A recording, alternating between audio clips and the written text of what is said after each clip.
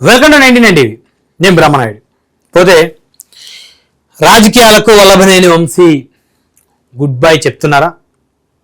చెప్పే ఆలోచనలో ఉన్నారా? అసలు గన్నవరంలో ఏం జరుగుతుంది? ఒకప్పుడు తెలుగుదేశంలో ఉన్నప్పుడు కింగులాగా కృష్ణా జిల్లా రాజకీయాల్లో చక్రం తిప్పిన యువ నేత వైసీపీ కండవా కప్పుకోవటమే ఆయన రాజకీయ జీవితానికి శుభం కార్డు పడినట్లయిందా? 2009లో మొట్టమొదటిసారి విజయవాడ ఎంపీగా పోటీ చేసి కేవలం 20,000 అతి తక్కువ ఓట్లతోటి అప్పటి అభ్యర్థి అయినటువంటి ఎంపీగా ఉన్నటువంటి లగడపాటి రాజగోపాల్ గారి చేతుల్లో ఓటమి చెందారు. ఆ తర్వాత 2014 ఎన్నికల్లో గన్నవరం నుంచి టీడీపీ అభ్యర్థిగా బరిలోకి దిగి మొదటిసారి ఎమ్మెల్యేగా గెలిచారు వల్లభనేని వంశీ. మరి 5 ఏళ్ల పాటు అధికార పార్టీ ఎమ్మెల్యేగా వల్లభనేని వంశీ గన్నవరం నియోజకవర్గంలో చక్రం తిప్పారు.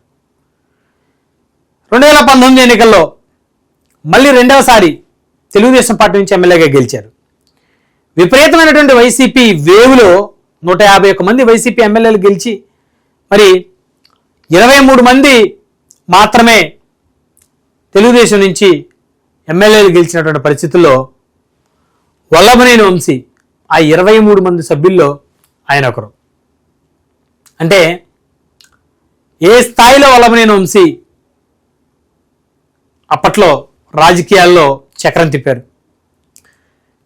జగన్మోహన్ రెడ్డి వేవుని ఎదుర్కొని టీడీపీ నుంచి గెలిచి రెండోసారి అసెంబ్లీకి వెళ్ళారు.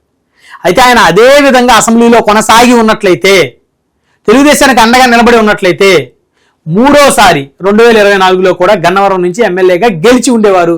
ఈరోజు చంద్రబాబు నాయుడు గారి మంత్రివర్గంలో మంత్రిగా వల్లభనేని వంశీ అవకాశాన్ని దక్కించుకుని ఉండేవారు. ఎందుకంటే యువకుల్ని ఆయన పెద్ద ఎత్తున వారికి ప్రాధాన్యత ఇస్తున్నారు కాబట్టి. మరి నేడు చంద్రబాబు నాయుడు గారి మంత్రివర్గంలో మంత్రిగా వెలగాల్సినటువంటి ఆ నాయకుడు ప్రస్తుతం తన రాజకీయ జీవితానికే పులి స్టాప్ పెట్టేటువంటి ఆలోచనకు వచ్చారంట. దానికి కారణం వైసీపీలో చేరటం, మరి జగన్మోహన్ రెడ్డి గారి మెప్పు పొందడం కోసం చంద్రబాబు గారిని లోకేష్ గారిని పరుష పదజాలంతో దూషించటం. సరే, చంద్రబాబు గారిని లోకేష్ గారిని దూషిస్తే దాన్ని ఒక విధంగా పొలిటికల్గా తీసుకోవచ్చు. కానీ నారా భువనేశ్వర్ గారి శీలాన్ని కూడా శంకించటం, నారా లోకేష్ గారి పుట్టుక గురించి అవమానించటం వల్లభనేని వంశీ గారికి ఆయన చేసినటువంటి ఆ తప్పులు ఆ శాపాలుగా మారాయి. నేడు పాపాల రూపంలో ఆయన వెంటాడుతూ ఉన్నాయి. కట్ చేస్తే 2024 ఎన్నికలకి వైసీపీ నుంచి ఘోర పరాజయం. సో గన్నవరం ఎమ్మెల్యేగా యార్లగడ్డ వెంకట్రావు గారు గెలుపు. 2019లో యార్లగడ్డ వెంకట్రావు గారు వైసీపీ నుంచి పోటీ చేసి 1000 ఓట్ల తేడాతోటి ఓటమి చెందారు. తెలుగుదేశం ఎమ్మెల్యేగా వల్లభనేని వంశీ గారు గెలిచారు. సో 24 వచ్చేసరికి ఆయన తెలుగుదేశం, ఈయన వైసీపీ. అంటే చూడండి 5 ఏళ్లలో ఎంత మార్పు వచ్చిందో. మొత్తానికి ఓటమి చెందారు. ఇప్పుడు నియోజకవర్గంలో నాయకులు కూడా కలవట్లేదంట. ఎందుకంటే ఇటీవల కాలంలో ఆయన మీద అనేక కేసులు నమోదయ్యాయి. ఒకనొక టైంలో ఆయన దాదాపు 120 రోజుల పైగా జైల్లో ఉన్న తర్వాత వల్లభనేని వంశీ ఆరోగ్య పరిస్థితి, మానసిక పరిస్థితి చాలా దారుణమైన పరిస్థితికి వచ్చింది. అనేక పోలీస్ స్టేషన్లు ఆయన మీద వివిధ కేసులకు సంబంధించి ఎఫ్ఐఆర్లు నమోదయ్యాయి. ఇప్పటికీ కోర్టుల చుట్టూ, పోలీస్ స్టేషన్ చుట్టూ తిరగాల్సిన పరిస్థితి. మరి ఇలాంటి పరిస్థితులు ఇంకా రాజకీయంగా ముందడుగు వేసే అవకాశం లేదు. ఆయన రాజకీయంగా ఏదైనా అడుగు వేస్తే ఖచ్చితంగా కూటమి ప్రభుత్వం యొక్క ఆగ్రహానికి ఆయన ఖచ్చితంగా గురవుతాడు. ఆ కేసులు డబుల్ అవుతాయి, త్రిబుల్ అవుతాయి. ఇక రోజు కోర్టుల చుట్టూతా, జైలు చుట్టూతా తిరగాల్సిన పరిస్థితి. కాబట్టి ఇక రాజకీయాలు చేసే పరిస్థితి ఆయనకి లేదు.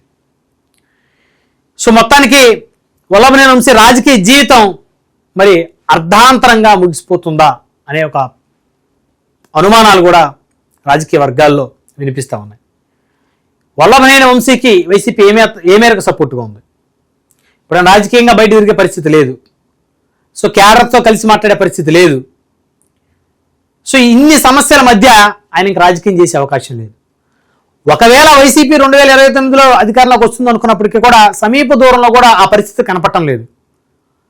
మరి ఆయన క్షమించి టీడీపీలోకి తీసుకుంటారా? ఎందుకంటే నారా భువనేశ్వర్ గారి శీలాన్ని శంకించాడు. ఆయన తెలుగుదేశం తీసుకునేటువంటి పరిస్థితులే ఉండవు. తీసుకుంటే తెలుగుదేశం శ్రేణులు మొత్తం రివర్స్ అవుతారు పార్టీ మీద. వాళ్ళకి ఆలోచన ఉండదు. కాబట్టి ముందు నుయ్యి వెనక గొయ్యి, ఏమీ చేయలేని పరిస్థితిలో వల్లభనేని వంశీ. ఒకప్పుడు వల్లభనేని వంశీ ప్రతిపక్షంలో ఉన్నప్పుడు, తెలుగుదేశం పార్టీలో ఉన్నప్పుడు, కాంగ్రెస్ పార్టీ అధికారంలో ఉన్నప్పుడు మరి అప్పుడు విజయవాడ కమిషనర్ని సైతం కూడా వల్లభనేని వంశీ మరి పెద్ద ఎత్తున కమిషనర్ మీద ఫైట్ చేశాడు ఆయన. కేవలం ప్రతిపక్షంలో ఉండి అప్పుడు ఎమ్మెల్యే కాదు, ఎంపీ కాదు, 2009 నుంచి 2014 మధ్యలో. ఆ రోజు కాంగ్రెస్ పార్టీ అధికారంలో ఉన్నప్పుడు విజయవాడ కమిషనర్కి ఈయనకి గొడవ జరిగితే కమిషనర్ మీద ఏ మేరకు ఆయన వెనకడుగు వేయాల. సో దేవినేని నెహ్రూ మీద ఫైట్ చేశాడు, మాటలు యుద్ధం చేశాడు. మరి అలాంటి వంశీ ధైర్యం, ఆ ధైర్యమే తెలుగుదేశం, ఆ ధైర్యమే ఆ సామాజిక వర్గం. ఇలా వారి సొంత సామాజిక వర్గానికి ఆయన దూరం అయ్యాడు, తెలుగుదేశానికి దూరం అయ్యాడు. చివరికి ఆయన నోటి దురుసు ఎంతవరకు తీసుకొచ్చిందంటే ఇక రాజకీయాలకి గుడ్ బై చెప్పాల్సినటువంటి పరిస్థితి తీసుకొచ్చింది. ఇప్పటికే నియోజకవర్గంలో వైసీపీ నేతలు ఎవరిని కలవడానికి ఆయన అయితే ఇష్టపడటం లేదంటే, కలిసి రాజకీయం చేయడానికి ఇష్టపడలేదు, వాళ్ళ సమస్యల మీద పోరాటం చేయడానికి ఆయన ఎలాంటి ఇంట్రెస్ట్ కూడా చూపట్లేదు అనేది అయితే స్పష్టంగా అర్థమవుతోంది. సో ఇక వల్లభనేని వంశీ రాజకీయ రిటైర్మెంట్ ప్రకటించబోతున్నట్లయితే స్పష్టంగా అర్థమవుతుంది.